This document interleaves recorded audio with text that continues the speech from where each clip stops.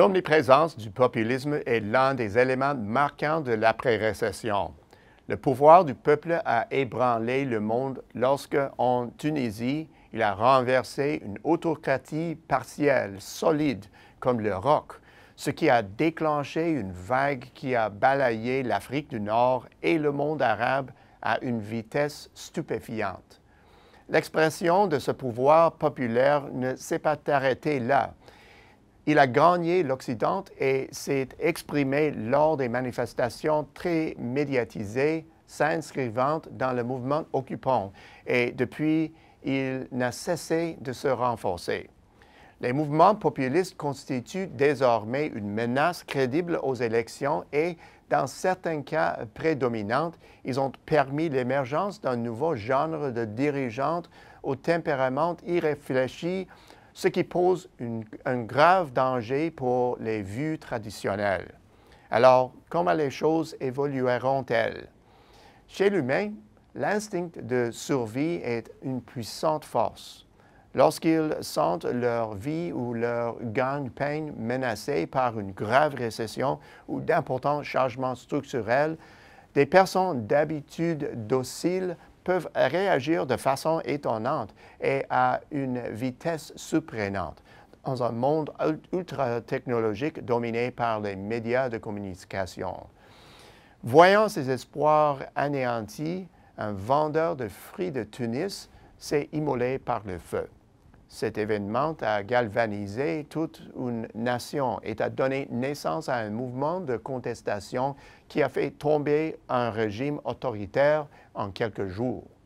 Il a aussi incité des millions dans la région, puis ailleurs dans le monde, à se faire entendre. L'intensité des réactions variait d'un pays à l'autre et elle était sans doute en lien avec le manque des libertés civiles. En nous appuyant sur la connaissance du comportement humain, on pourrait avec conviction établir que la probabilité qu'une population manifeste a un lien inverse avec le coût associé à cette action. À la base, une personne sans travail est mécontente. Elle a beaucoup de temps et n'a rien de mieux à faire que le manifester.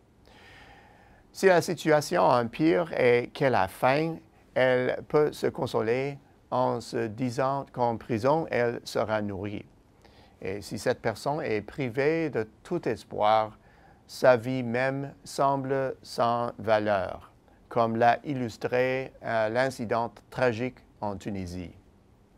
Il existe plusieurs indicateurs permettant de prédire une montée de populisme.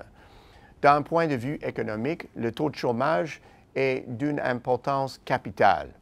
À l'échelle mondiale, il a atteint un sommet en 2009, puis on a été confronté à un dilemme.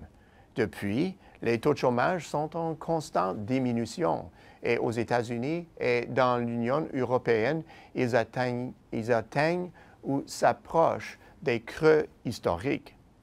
Pourtant, le populisme semble continuer à prendre de la vigueur. Comment l'expliquer? Du point de vue du chômage, le tableau devient plus clair lorsqu'on ajuste le taux de chômage en tenant compte de ceux qui, exaspérés, ont quitté le marché de l'emploi. La croissance poussive qui a persisté pendant la majeure partie de la dernière décennie a laissé sur la touche des millions de personnes dans le monde développé. Ces personnes et leurs proches sont des acteurs incontournables qui alimentent la flamme du populisme. Aux États-Unis, le taux d'activité est un indicateur révélateur et il est encore nettement inférieur aux attentes à cette étape-ci du cycle de croissance. Ce taux nous donne une estimation du nombre de personnes ayant perdu leur emploi, qui a culminé à environ 6 millions, ou 3,9% de la population active. L'Union européenne utilise des indicateurs un peu différents. Le sous-emploi, mesuré par le nombre de travailleurs à temps partiel réticents, a augmenté pour se situer à 3 millions de personnes à l'ensemble de l'Union européenne en 2013. Dans le même temps, on a recensé 2 millions de travailleurs de plus disponibles, mais ne cherchant pas un emploi, vraisemblablement découragés par le manque de possibilités d'emploi. Ensemble, ils représentent 2,1 % de la main-d'œuvre européenne. Le Canada n'a pas connu ce genre de fluctuation puisque son économie intérieure était relativement plus robuste que celle des autres nations de l'OCDE. Ce faisant, nous avons été touchés par une version plus douce de cette affection, que nous réserve l'avenir. Par chance, le taux d'activité aux États-Unis se redresse. Grâce au resserrement du marché du travail, plus d'1 million de membres de la génération du millénaire reprennent du service. Les travailleurs en milieu de carrière qui avaient été mis sur la touche dans la foulée de la grande récession font un retour en masse sur le marché. Et la même chose se produit en Europe. Là-bas, l'amélioration des conditions de travail ont permis de réduire le nombre de travailleurs à temps partiel sous-employés de 2 millions depuis le début de 2014 et le nombre de personnes disponibles mais ne cherchant pas un emploi a décliné de 1,5 million. Selon ces indicateurs, le populisme s'essouffle. Pourtant, après avoir eu le vent dans les voiles pendant des années, il maintient un élan vigoureux.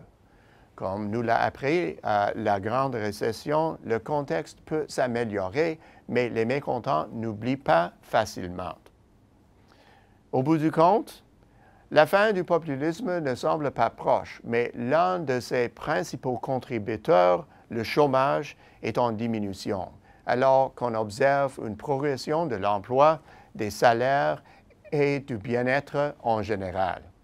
Aussi longtemps que cette progression se maintiendra, les mécontents auront beaucoup plus à perdre qu'il y a quelques années.